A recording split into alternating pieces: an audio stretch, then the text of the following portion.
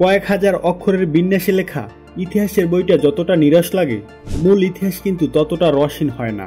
প্রতিটি ইতিহাসের সাথে জড়িয়ে থাকে অজস্র উত্থান পতন, রক্তপাত, দুর্বিষহ বাস্তবতা। ইতিহাসের পৃষ্ঠায় এমন কিছু চরিত্র আছে যাদের নামের সাথে জড়িয়ে থাকে গৌরব, রহস্য, রক্তপাত। ইখতিয়ার উদ্দিন মোহাম্মদ বিন বখতিয়ার খিলজি একজন বীর যোদ্ধা এবং বাংলায় মুসলিম শাসনের ভিত্তি স্থাপনকারী। আজকের এই পর্বে আমরা জানব বখতিয়ার খিলজির দুর্ধর্ষ অভিযান এবং বাংলার ইতিহাসে তার রেখে যাওয়া ছাপ। চ্যানেলটি সাবস্ক্রাইব করে সম্পূর্ণ ভিডিওটি দেখতে থাকুন। বখতিয়ার খিলজি 1204 সালে মাত্র 17 জন অশ্বারোহী সেনা নিয়ে নদিয়ার রাজা লক্ষণ সেনকে পরাজিত করে বাংলা জয় করেন। ইতিহাস বইয়ের এই লাইনটা নিশ্চয়ই সবার মুখস্থ রয়েছে।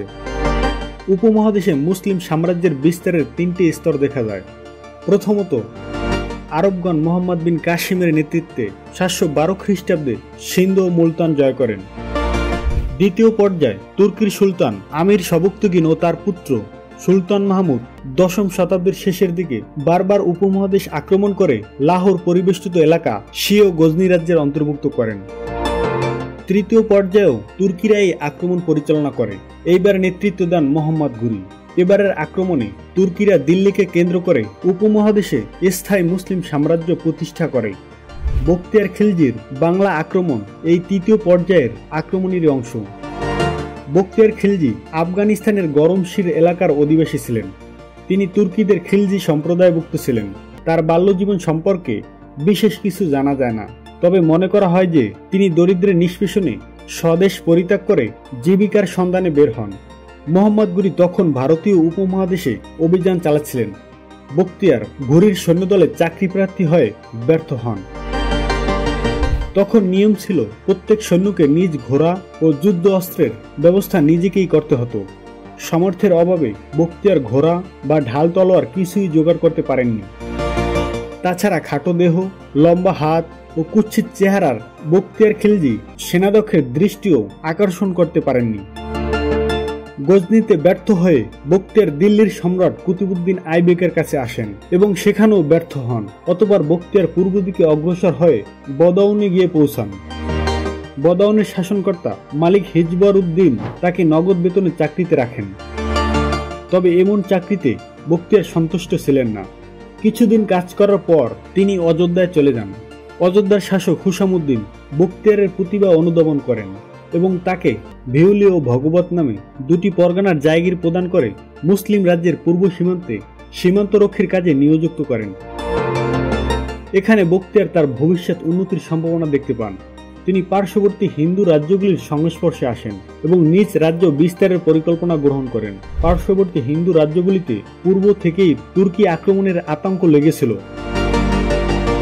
তাদের একে অপরের সঙ্গে পারস্পরিক অন্তর্বিরোধ লেগে থাকায় সংঘবদ্ধ হওয়া তাদের জন্য সম্ভব ছিল না। বখতিয়ার খিলজির জন্য এটাই ছিল উপযুক্ত সুযোগ। তিনি কিছু সৈন্য সংগ্রহ করে একে একে হিন্দু রাজ্য আক্রমণ ও লুট করতে থাকেন। এই সময় ঠিক রাজ্য বিস্তার করা তার উদ্দেশ্য ছিল না, বরং ধন সম্পদ হস্তগত করে একটি বিরাট সৈন্যবাহিনী গঠন করে বড় একটি কিছু করাই তার পরিকল্পনা ছিল। ধীরে ধীরে তার নাম ছড়িয়ে পড়তে শুরু করলে চারদিক থেকে ভাগ্যান্বেষী মুসলিমরা, বিশেষ করে বখতিয়ারের শিয়া খিলজি সম্প্রদায়ভুক্ত লোকজন এসে তার সাথে যোগ দিতে থাকে। এভাবেই অগ্রসর হওয়ার সময় একদিন তিনি প্রাচীর বেষ্টিত দুর্গের ন্যায় একটি স্থানে এসে উপস্থিত হন। সেখানে কোনো বাধা ছাড়াই জায়গাটি দখল করে নেন। এখানকার অধিবাসীরা সকলেই ছিল মুন্ডিত মস্তক। এরা ছিল বৌদ্ধ ভিক্ষু এবং স্থানটি ছিল বই পুস্তকে পরিপূর্ণ। জিজ্ঞাসাবাদ করে তিনি জানতে পারেন সেটি কোনো দুর্গ নয়, বৌদ্ধ বিহার। বিহারটির নাম অদন্তপুর বিহার। ওই সময় থেকে মুসলিমরা জায়গাটির নাম দেন বিহার বা বিহার শরীফ। জায়গাটি সেই নামই এখনো পরিচিত। এভাবেই বিহার জয় করে নেন বখতিয়ার খিলজি। বিহারে এখনো বখতিয়ারপুর নামে একটি জায়গা আছে। এছাড়া বলা হয় এই লাগামহীন বিজয়ের পথে বখতিয়ার ঐতিহাসিক নালন্দা বিশ্ববিদ্যালয় ধ্বংস করেন। এর পরের বছর আরো বিপুল পরিমাণ সৈন্য নিয়ে বখতিয়ার নদিয়া আক্রমণ করেন। তিনি এতই ক্ষিপ্রতার সাথে ঘোড়া চালনা করেন যে তার সাথে মাত্র 18 জন সেনা আসতে পেরেছিল। আমাদের দেশে প্রবাদ আছে 17 জন অশ্বারোহী বাংলা জয় করেন।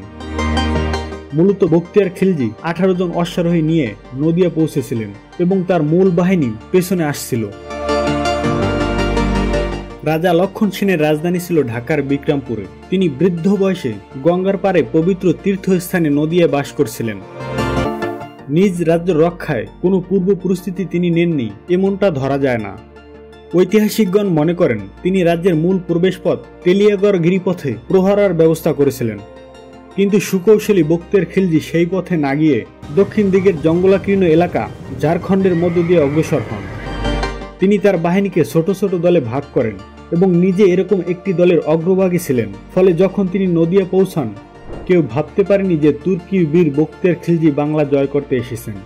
সবাই তাকে সাধারণ ঘোড়া ব্যবসায়ী ধরে নেন।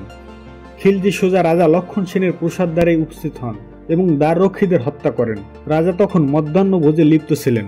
খবর শুনে তিনি নগ্নপদে প্রসাদের পশ্চাৎদ্বার দিয়ে পলায়ন করেন এবং বিক্রমপুরে গিয়ে আশ্রয় গ্রহণ করেন। বক্তের খিলজি 3 দিন যাবৎ নদিয়া লুটপাট করেন। লক্ষণ সেনের বিপুল ধন সম্পদ, ভৃত্যবর্গ ও অনেক হস্তি তার হস্তগত হয়। প্রায় বিনা যুদ্ধেই বক্তিয়ার নদিয়া জয় করে নেন।